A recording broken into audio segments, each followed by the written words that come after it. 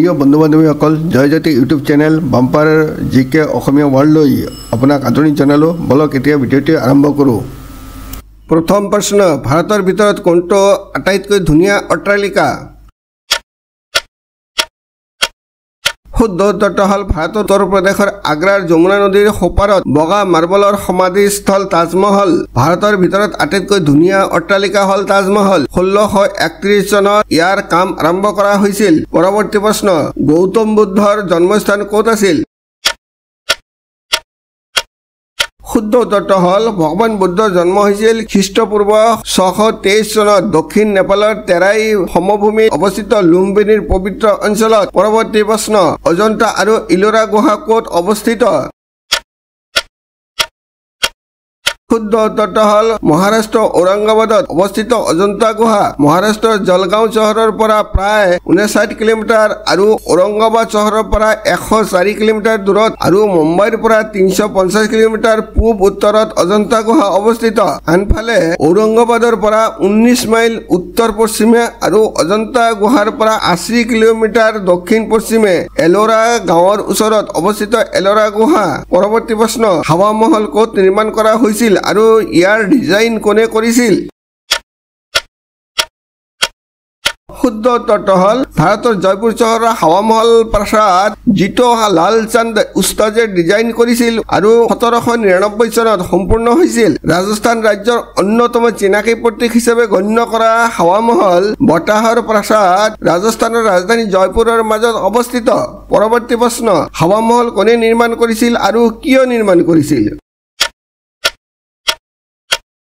শুদ্ধ উত্তৰটো হ'ল 1799 চনত মহাৰাজা চাৱাই প্ৰতাপ সিংহে দৰবাৰৰ হাৰেমৰ বাবে নিৰ্মাণ কৰিছিল হাৱা মহল, যাতে তেওঁলোকে ৰাজকীয় শোভাযাত্ৰা আৰু ৰাজপ্ৰসাদৰ জীৱনৰ সাক্ষী কৰি ৰাখিব পাৰে। পৰৱৰ্তী প্ৰশ্ন, কুতুব মিনাৰ ঠিক ক'ত অৱস্থিত? শুদ্ধ উত্তৰটো হ'ল দিল্লীৰ পৰা হুবহু কেই কিলোমিটাৰ দক্ষিণে অৱস্থিত কুতুব মিনাৰ। পৰৱৰ্তী প্ৰশ্ন, ক'ত ৰাণী লক্ষ্মীবাই ঘোঁৰাৰ পৰা পৰি মৃত্যুবৰণ কৰে? শুদ্ধ উত্তৰটো হ'ল 23 বছৰ বয়সত 1858 চনৰ 18 জুনত গোৱালিয়ৰত যুদ্ধ কৰি থকা অৱস্থাত ৰাণী লক্ষ্মীবাইৰ মৃত্যু হয়। মৃত্যুৰ 3 দিন পাছত গোৱালিয়ৰক ব্ৰিটিছে দখল কৰে। পৰৱৰ্তী প্ৰশ্ন, গান্ধীজীয়ে ভাৰতত প্ৰথম সত্যাগ্ৰহ ক'ৰ পৰা আৰম্ভ কৰিছিল? শুদ্ধ উত্তৰটো হ'ল বিহাৰৰ চম্পাৰণ জিলাৰ পৰা। 1917 চনৰ চম্পাৰণ সত্যাগ্ৰহ ভাৰতৰ গান্ধীৰ নেতৃত্বত প্ৰথম সত্যাগ্ৰহ আন্দোলন আছিল। পৰৱৰ্তী প্ৰশ্ন, ভাৰতৰ কোনখন ৰাজ্যই চীনৰ সৈতে সীমা ভাগ কৰে? শুদ্ধ উত্তৰটো হ'ল জম্মু কাশ্মীৰ, ছিকিম আৰু অৰুণাচল প্ৰদেশে চীনৰ সৈতে সীমান্ত ভাগ কৰে। পৰৱৰ্তী প্ৰশ্ন, পৃথিৱীৰ আটাইতকৈ দীঘল নদী কোনখন?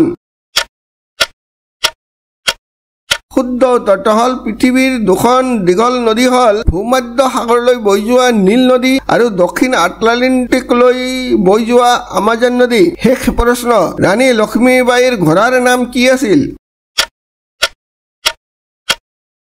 বন্ধুসকল, যদি আপুনি মোৰ ইউটিউব চেনেল বাম্পাৰ জিকে অসমীয়া ৱৰ্ল্ডত প্ৰথমবাৰৰ বাবে আহিছে বা এতিয়ালৈকে চেনেলটো ছাবস্ক্ৰাইব কৰা নাই, তেন্তে অনুগ্ৰহ কৰি চেনেলটো ছাবস্ক্ৰাইব কৰি বেল আইকনটো অন কৰি ৰাখিব, যাতে মোৰ নতুন নতুন ভিডিঅ'বোৰ তৎক্ষণাত পাব পাৰে। ভিডিঅ'টো লাইক আৰু শ্বেয়াৰ কৰিবলৈ নাপাহৰিব। শুদ্ধ উত্তৰটো হ'ল ৰাণী লক্ষ্মীবাইৰ ঘোঁৰাৰ নাম আছিল সাৰংগী, পৱন আৰু বাদল। 1858 চনত দুৰ্গৰ পৰা পলায়ন কৰাৰ সময়ত তাই বাদলত উঠিছিল।